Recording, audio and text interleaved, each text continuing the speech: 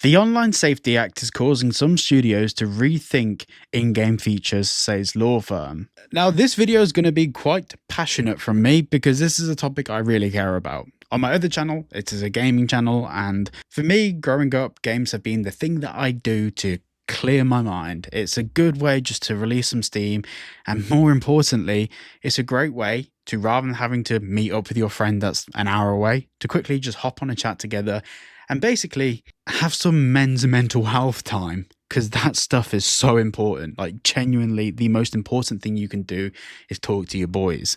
And the Online Safety Act is going to be taking that away from us. Now, to be clear, that's a generalization, but there is more to this. Studios are reconsidering certain game features due to new rules set out by the UK Online Safety Act, a top law firm has said. In an interview published on September the 11th, 2025, the game business spoke to Isabel Davies, a senior associate at London-based law firm Wigan, which specialises in media technology and IP, about how the new Online Safety Act laws are impacting game studios. Brought into force in the UK in July 2025, the Online Safety Act is a new regulatory framework that aims to protect adults, and in particular children, from harmful content, both legal and illegal, through a set of laws designed to make services with UK users safer whilst providing more transparency and accountability about these services. But there's less transparency with all of these services, because when you do a Face ID scan, for example, or you submit a piece of passport information, with many of the providers that are doing these age verification checks, you have to leave that webpage, go to their website, go to their privacy policy, you have to go to how your data is handled, then you have to go to third-party usage, then you have to keep going down these various subcategories to get to the point where they say how they share your data and how that data is submitted to law enforcement. I did do a full video about this a month ago, but I might do another one looking at a few different age verification businesses, but essentially there's less transparency with how all of this works. This covers user-to-user services, which means that video games companies releasing titles in the UK that include chat services, user content sharing, or any other features that allow users to interact with one another on the platform must complete a risk assessment and then complete the relevant duties to ensure the platform complies with the Online Safety Act. Now, when quoting various articles for this video, I have to be really careful about where the article came from. Is it a government-owned media site? Is it far left? Is it far right? And more importantly, forgetting all of that, is it even accurate? Well, thanks to today's sponsor, Ground News, you can see all of this information. If you search up different topics on Ground News, you can actually see the biases of those media outlets, but also you can actually see whether they're even factual at all. On top of this, you can actually see more context to each individual headline, so Ground News will actually summarize the overall points from various different outlets to give you a more accurate and averaged out outlook on the news topic. They also have tons of other features that you can go and check out yourself. For me personally, I love their blind spot feature. In their blind spot feature, you can basically see underserved and unreported news. And this actually prevents something that we see a lot, where basically something important happens, a media story instead is blown out of proportion, which then means that this other piece of media gets massively underreported. Now, with Ground News, you can actually see what this media is. And we've seen it before where news stories have been planted to actually basically swamp the media, so we don't see the truth. But with Ground News, that isn't a problem anymore. So if you want to save yourself 40% off a Vantage plan, make sure you use my link down below. That's ground.news/CW. A huge thank you to Ground News for sponsoring this video. So stoked about it. And let's get back into the video. So what does all of this mean, and what's actually happening with game studios? Davies has already spoken to some studios that are now reconsidering implementing user-to-user interaction features, or plan to roll them out after launch due to these Online Safety Act laws. A good example of this is studios saying, let's get the core game monetization loop working and let's make sure the gameplay is good, and only then invest in clan functionality or chat functionality. Now, the full article is down below and you can read some of the core issues there, but I want to talk about some of the core issues first, just from my perspective as a gamer. So with the Online Safety Act, one of the core issues with gaming that has been raised by not just Ofcom, but also the British government, is that children using chat features and being in these social spaces when they are underage isn't a good thing. And there is no denying that that is true. You know, children shouldn't be talking to 50-year-old blokes on Call of Duty.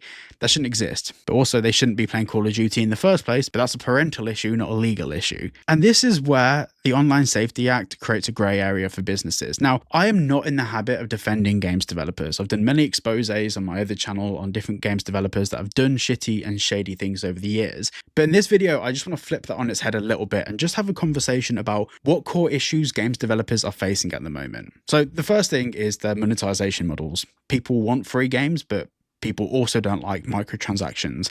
So finding that balance is already a tricky one because people prefer different things. So that's one set of issues. Now, in the modern day, when it comes to monetization of games, things like microtransactions and in-game purchases do make up a core audience. But the only way that they are sustainable and the only way that they exist long-term is because of community, voice chat, text chat, being able to talk to your friends. Now, games developers are removing some of these features because by having these features in the game, they will now be classified as, at the very minimum, mature, but that can go up to things like 18 plus, or in the US, adults only. So games developers are having to toe that line. They can't implement all of the online features because all of the online features would actually go against the Online Safety Act, but then their monetization model is a bit crap without all the online features. And the crazy thing is, and I say this from someone that's been very critical of many games developers, this isn't games developers' fault. Like, they can't toe that line because they've been set an impossible task. And what this is going to do is stifle innovation in the games industry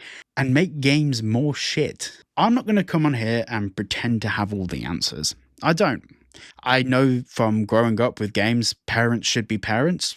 And your child's PlayStation shouldn't be a pacifier to keep them out of your hair. The PlayStation should be something fun for children to play in the evenings, or the PC should be something that they go on and in the day go out and do things, see their friends. Maybe I'm jaded. Maybe the world has completely changed now. But once again, that is a question for parenting, and I'm not here to tell people how to parent. But once again, the British government shouldn't be telling parents how to parent either. We are going into this like dark spiral of descent with games. Like, we got microtransactions with Grand Theft Auto Online, and that was just like the first little grey area. And then Fortnite expanded on that. Fortnite set a precedent, which then became the status quo for the gaming industry.